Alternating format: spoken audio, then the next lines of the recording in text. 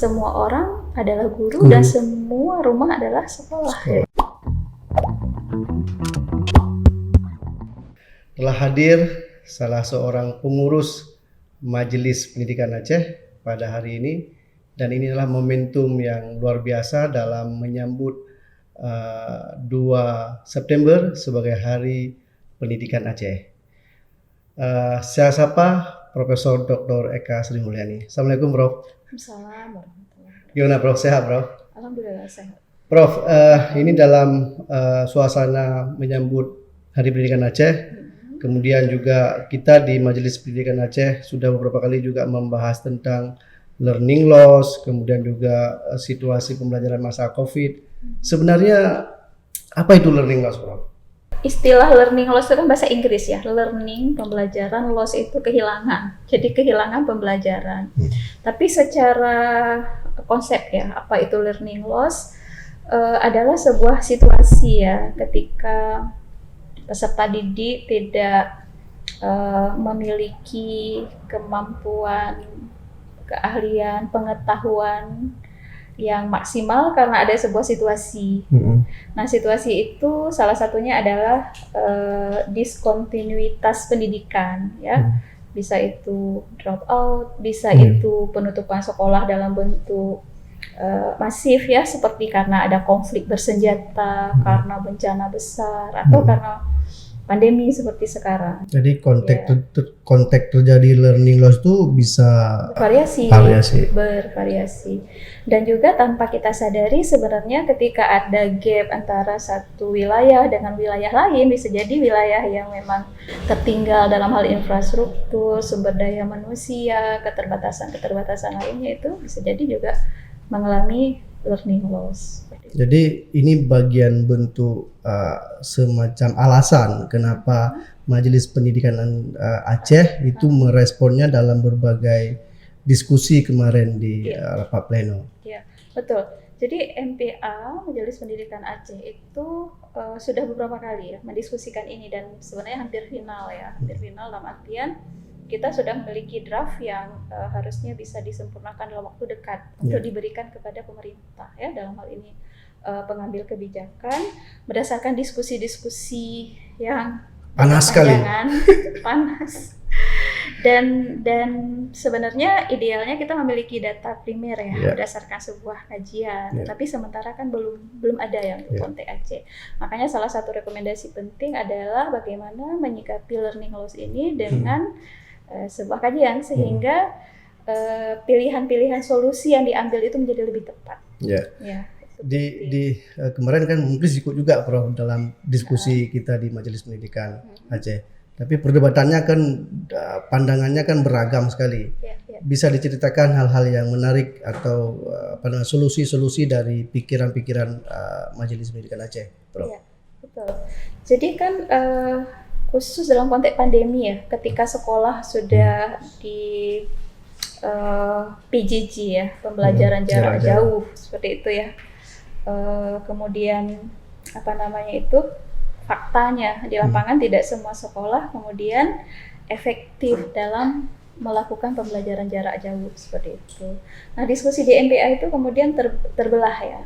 Apakah kita melihat hanya pada masa saat terjadi atau pemulihan nanti setelah pandemi seperti itu. Nah, kalau misalnya pada masa seperti sekarang ya, untuk memitigasi learning loss yang serius, maka fokusnya adalah bagaimana efektivitas pembelajaran daring ketika sekolah memang harus dalam bentuk pembelajaran jarak jauh seperti itu kan.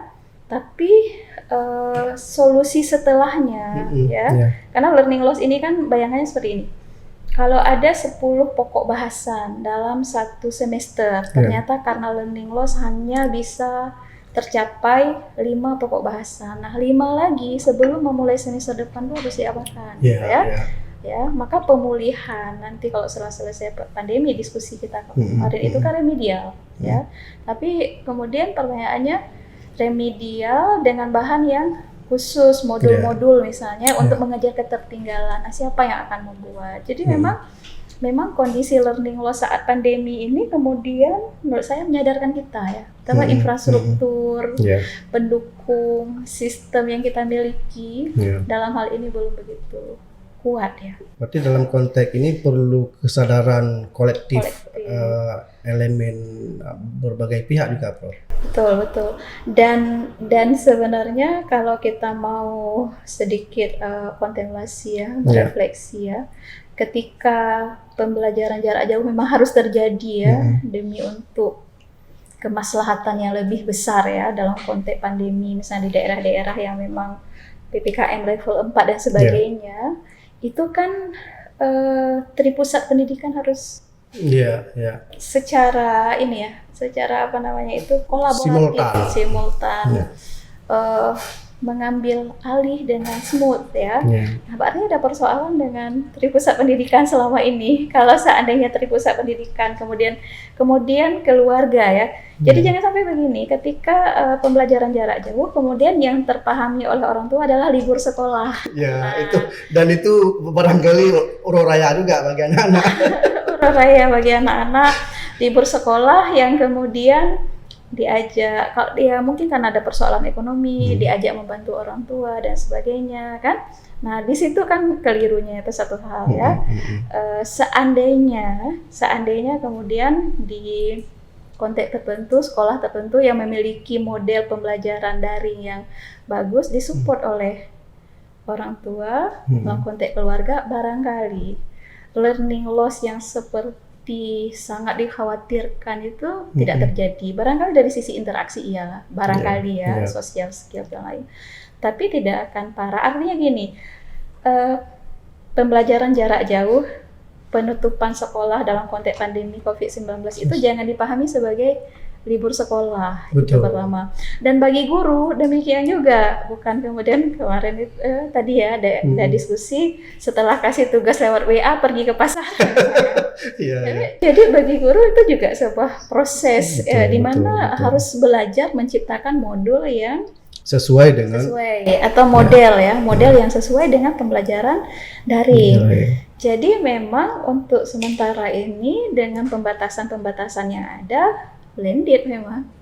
Ya, solusinya adalah bagaimana daring dan luring itu berpadu. Bisa dijelaskan, Prof, pembelajaran blended lebih detail? Iya. Khusus untuk situasi pandemi seperti ini. Ya. Jadi kan tatap muka terbatas ya. Kalau misalnya sebelumnya itu barangkali penuh full 1 minggu, ini kan hanya beberapa hari dan dibatasi jam ya supaya interaksi itu tetap ada. Tapi di luar itu tetap dalam bentuk pembelajaran daring. Tetapi yang harus dipahami adalah bahwa pembelajaran tetap terjadi, interaksi tetap terjadi, cuman hanya berpindah saja. Berpindah tempat. Iya, dari yang klasikal modelnya ke yang virtual. Itu. Kalau itu tidak terjadi, yang virtual tidak terjadi, ya learning loss pasti. Berarti dampak atau potensi learning loss itu variannya banyak sekali dan beda.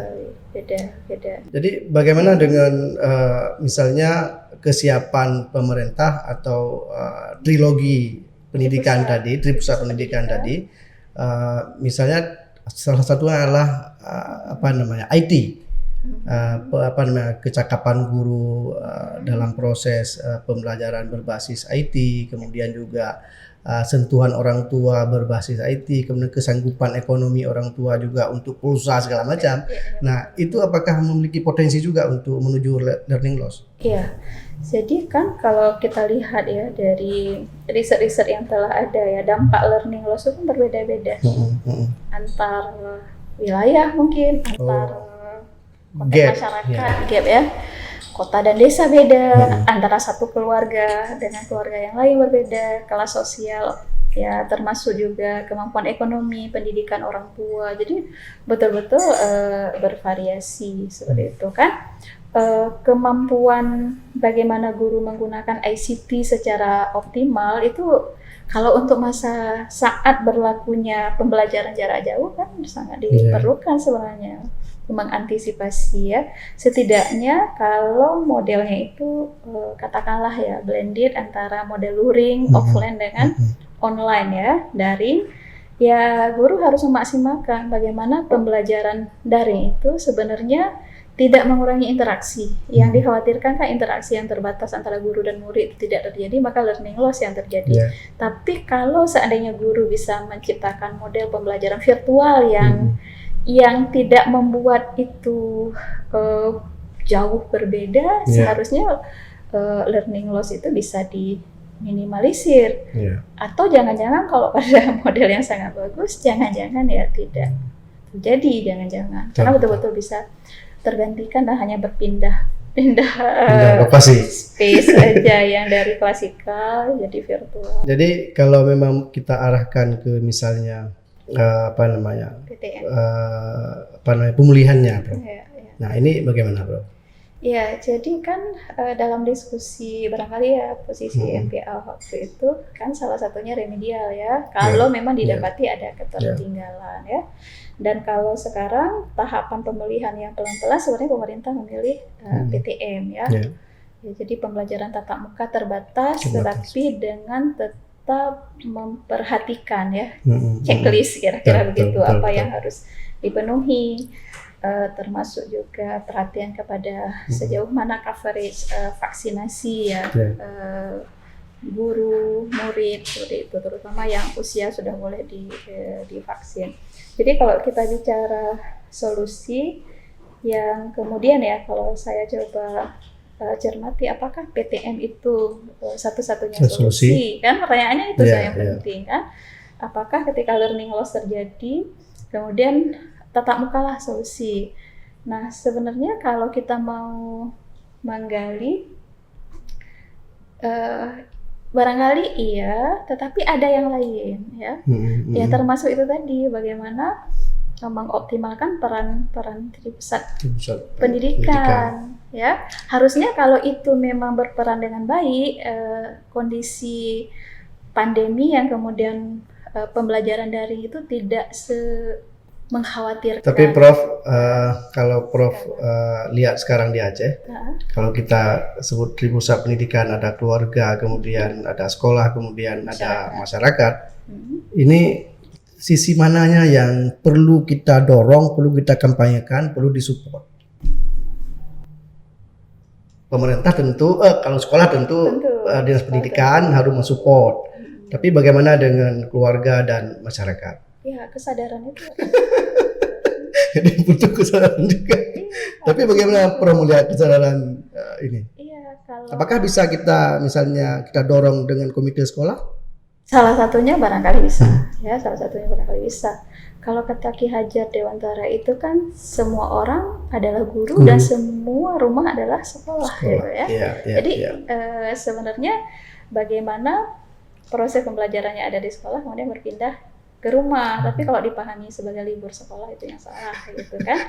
Nah kemudian di masyarakat itu kan juga ada sumber daya ya, katakanlah ya alumni yang memiliki pengetahuan yang masih segar yang bisa mengajarkan literasi dasar. Jadi ketika sekolah itu pembelajaran jarak jauh, keterbatasan infrastruktur, teknologi dan sebagainya, ada tempat yang oleh kampung dikelola sebagai pusat untuk bisa mengakses internet bagi anak-anak yang dipantau, kemudian diajak pemudi-pemudi yang juga alumni ya bisa mengajarkan. Ini kan menjadi strategi yang seharusnya juga dipertimbangkan. Kemudian perbaikan infrastruktur ICT ya. ICT dan kemampuan menggunakannya gitu ya di kalangan guru. Jadi Prof, posisi MPA dalam merespon learning loss ini sebenarnya bagaimana? Ya. Jadi kan kita melihat bahwa learning loss itu adalah nyata ya. Tidak fakta. Bisa fakta. Tidak bisa ditolak itu memang betul ya ada learning loss, apalagi dengan ketidaksiapan guru, ketidaksiapan keluarga, ketidaksiapan masyarakat, belum lagi kita bicara infrastruktur ICT gitu kan yang dalam masyarakat kita khusus ya di Aceh itu kan masih terbatas, apalagi di konteks daerah-daerah ya. Kalau dulu kita membaca berita ada mahasiswa yang harus naik ke pohon untuk dapat sinyal. Ya, di awal-awal pandemi kan itu fakta juga, Bro. Jadi itu adalah kenyataan bahwa ada persoalan yang berkenaan dengan keterbatasan teknologi. Artinya learning loss pasti akan terjadi dalam situasi seperti itu, gitu ya. Kesalahpahaman bahwa belajar daring adalah hampir sama dengan libur sekolah yang kemudian dimaknai oleh orang tua ya, kagum MN atau menunjukkan main dengan gadget aja, dan itu yang kondisi itu. Jadi learning loss itu ada. Bagaimana menyikapinya? Kalau posisi MPA gitu ya, dari diskusi-diskusi yang saya coba rekam dan rekap karena kebetulan diminta untuk memimpin diskusi dan mengedraft rekomendasi. Kita melihat ini secara optimis. Melihat ini secara optimis dalam artian inilah tantangan sebenarnya. Dan bisa diselesaikan. Bisa diselesaikan dan harusnya kita berpikir kreatif. Ya. Ya, bagaimana menciptakan model-model pembelajaran yang bisa menjadi solusi ya. Harus berpikir inovatif. Bagaimana strategi-strategi membangun sinergi antara sekolah, rumah, dan masyarakat ya. Optimalisasi dari pusat pendidikan. Dan kalau misalnya kita bicara setelahnya itu pemulihan dalam bentuk remedial, ya bagaimana menyusun modul-modul yang sesuai ya. Dan di situ kita melihat salah satu ujung tombak ya nanti itu yang sangat penting adalah sekolah juga. Kepala sekolah juga bagaimana merencanakan dalam konteks learning loss ini kan perencanaan yang ada di sekolah kan nggak bisa seperti biasa-biasa saja dan dalam keadaan seolah-olah adalah baik-baik saja. Nah, kalau misalnya tidak ada sebuah respon yang diberikan ya secara khusus dalam hal ini pihak sekolah, guru pun harusnya demikian, dan juga pengambil kebijakan, misalnya dinas terkait itu ya, terlihat dalam anggarannya ada support ya secara anggaran untuk penguatan kapasitas guru dalam mendiagnosa learning loss misalnya. Karena sekali lagi kita itu ketika membahas learning loss itu kan harus betul-betul evidence based ya, berdasarkan data kajian seperti itu sehingga tepat karena memang variasi dari dampak learning loss itu beda-beda ya. Jadi posisi MPA itu pertama melihat bahwa persoalan ini didekati ya dengan pendekatan evidence based, baik di dalam mendiagnosa masalah termasuk juga menemukan solusi yang tepat ya. Nah, kemudian karena memang berangkat dari sebuah optimisme dan melihat ini tantangan, maka harus muncul model-model pembelajaran yang kreatif, salah satunya blended learning ya. Dan hal lain yang sebenarnya juga sudah sering kita diskusikan adalah bahwa sebenarnya pendidikan itu kan bukan hanya tanggung jawabnya sekolah.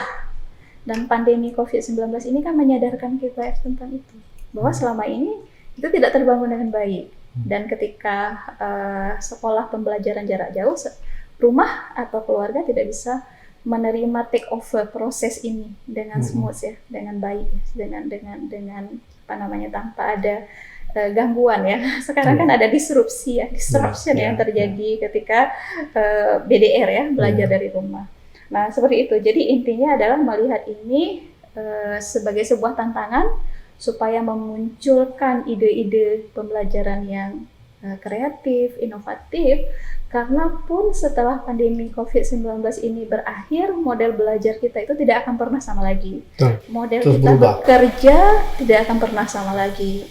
Model kita berinteraksi, berkomunikasi juga tidak akan pernah sama lagi, seperti itu. Dan kadang-kadang, nah ini hal yang lain ya, tanpa kita sadari pandemi COVID-19 ini juga memungkinkan kita memiliki skill-skill yang kita tidak bayangkan sebelumnya. Bisa punya contoh misalnya, Prof. Contoh misalnya ya anak-anak itu bisa memiliki keahlian digital tiba-tiba ya kan. Dan itu karena memang situasi ketika mereka banyak berinteraksi dengan teknologi, cuman ya harus diarahkan, harus didampingi. Nah, disitulah kemudian peran keluarga menjadi penting.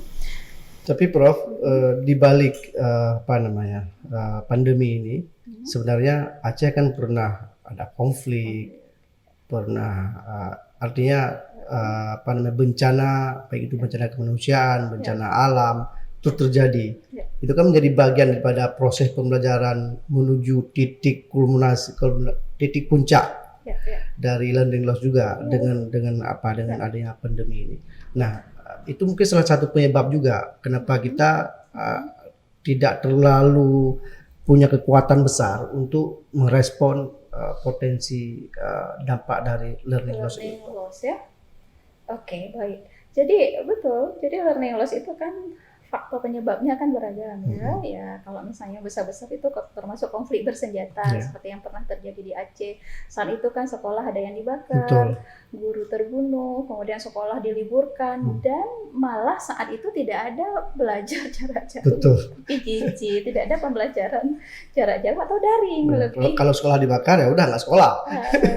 Iya betul. Jadi situasinya kan saat itu memang sekolah ditutup dan tidak ada bentuk lain gitu respon, yang mengganti seperti sekarang kan ada pembelajaran jarak jauh gitu kan.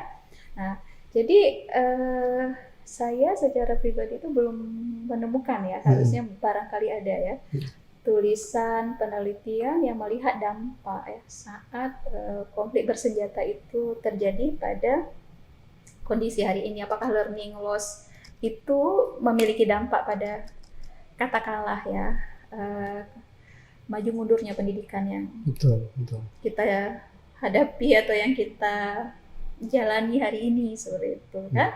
Tapi asumsinya adalah bahwa kalau dari riset-riset yang sudah ada, ketika sekolah ditutup 3 bulan itu dampaknya barangkali recovery-nya itu kalau ditutup itu bisa setahun dan itu juga bisa mempengaruhi ya ke depannya nanti itu dalam hal karir misalnya. Karena kan kalau kita lihat kurikulum itu kan bentuknya kayak spiral ya, hal yang sama. Jadi kalau misalnya ada ketertinggalan di kelas 3, bagaimana melanjutkan yang di kelas 4 sementara pemahaman dan kemampuan untuk memahami materi di kelas 4 itu berkenaan dan didukung oleh pemahaman yang lebih mendasar lagi di materi yang ada di kelas 3 seperti itu. Jadi kondisi-kondisi yang demikian itu terjadi ketika sekolah tidak dibuka dan tidak ada alternatif lain. Jadi kalau kita mencoba memaknai dan melihat dari sisi itu, sebenarnya yang terjadi hari ini dengan tawaran-tawaran daring dan sebagainya, itu kalau dimaksimalkan barangkali akan jadi solusi yang bisa memitigasi atau mengantisipasi dampak learning loss yang lebih serius ya dibandingkan dengan katakanlah masa konflik bersenjata dulu ketika ada di wilayah-wilayah tertentu ya, tentu saja bukan semua, atau bencana gitu ya, ketika bencana dan memang semua di daerah tertentu kawasan yang berdampak berat itu menjadi korban ya, itu kan tidak terjadi sama sekali pembelajaran alternatif yang seperti yang kita dapati hari ini gitu ya. Artinya ya itu tadi kembali kepada di mana posisi kita harus melihat ini sebagai sebuah tantangan. Kalau kita lihat Prof, Aceh sebagai sebuah secara demografi ini potensi yang serius terjadinya learning loss di mana Prof? Apakah Aceh bagian tengah atau perbatasan mungkin atau kawasan sekolah tertinggal lokasinya atau gimana? Ya, jadi kalau dilihat ya dampak learning loss itu akan lebih terasa ya di dalam konteks masyarakat yang ketika nanti sekolah itu karena alasan keselamatan kebijakan PPKM itu harus ditutup, kemudian tidak tergantikan dengan model pembelajaran yang kurang lebih bisa menggantikan gitu kan, apakah bentuknya virtual dan sebagainya dengan model-model Zoom dan bermacam-macam lah ya, kreativitas guru. Jadi kalau misalnya itu tidak terjadi karena keterbatasan sumber daya guru, dalam hal ini keahlian guru dan juga infrastruktur teknologi dan keluarga yang memiliki kesadaran pendidikan dan bisa menggantikan peran-peran sekolah dalam kondisi emergensi di daerah tersebut dimanapun, mau itu utara, selatan, barat, barat daya dan sebagainya, ke situ barangkali dampaknya akan lebih serius ya.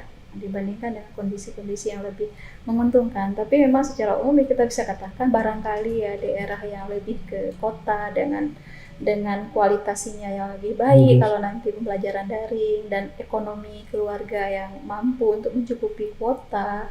Nah itu seharusnya ya dengan tingkat pendidikan orang tua dan kesadaran orang tua yang lebih baik harusnya itu bisa lebih Baik. ini ya lebih Ya, baik kondisinya. Artinya learning loss-nya itu tidak separah ya di tempat lain. Jadi intinya gap sih, salah satunya gap ya. Artinya learning loss ini terjadi bukan hanya dalam masa pandemi, tetapi pandemi itu menjadi perhatian karena masif ya. Dan lama sekali.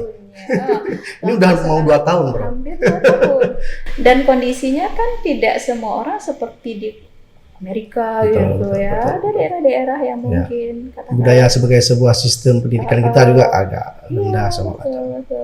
Tapi terakhir Prof, barangkali apa namanya dari hasil diskusi Prof dan kita semua di Majelis Pendidikan Aceh, kira-kira Prof penekanan rekomendasi yang akan dilahirkan nanti dengan temanya learning loss ini penekanannya di mana Prof rekomendasinya? Iya. Salah satunya kan itu tadi ya sudah saya sebutkan bagaimana mendiagnosa persoalan secara tepat. Itu kan siapa yang mestinya mendiagnosa potensi learning loss ini? Kalau di dalam konteks pemetaan secara umum ya barangkali dinas terkait baik di provinsi maupun di kabupaten kota. Tapi kalau dilihat dalam konteks yang lebih mikro lagi harusnya sekolah juga mampu dan bahkan guru di dalam kelas karena kondisinya itu kan dia harus melihat ya antara satu anak dengan anak yang lain dampak dari tadi ketertinggalannya kan berbeda karena konteks keluarganya kan keluarga mereka kan juga berbeda-beda sehingga betul-betul nanti respon yang dimunculkan itu tepat itu pertama. Terus yang kedua mencoba beradaptasi dengan teknologi ya mengadaptasi teknologi dalam hal menciptakan model-model pembelajaran yang lebih inovatif, kreatif. Nah itu sangat penting kan asumsinya tadi bahwa posisi kita melihat ini tantangan ke depan bagaimana menciptakan model-model yang lebih kreatif dan inovatif. Yang ketiga itu ya optimalisasi dari peran pusat pendidikan itu sebenarnya bagaimana menyadarkan kembali masyarakat bahwa ini adalah masyarakat dan orang tua juga ya selain sekolah bahwa pendidikan itu adalah milik urusan kita bersama gitu. Tidak ada orang yang kemudian bisa mengatakan itu kan tugasnya sekolah. Kita semua bertanggung jawab untuk memastikan kualitas pendidikan ke depan jadi lebih baik dan learning loss ini bisa diantisipasi dan dicarikan solusi yang tepat seperti itu. Baik Prof, terima kasih Prof. Ini luar biasa tema dan bahwa kata kunci terakhir itu menarik Prof. Bahwa kita perlu kesadaran bersama untuk dalam respon learning loss ini. Barangkali demikian Prof. Terima kasih atas kehadirannya. Saya dan Prof Eka akan berjumpa pada sesi dan waktu yang lain. Assalamualaikum warahmatullahi wabarakatuh. Sago ID, jangan lupa subscribe dan nyalakan loncengnya.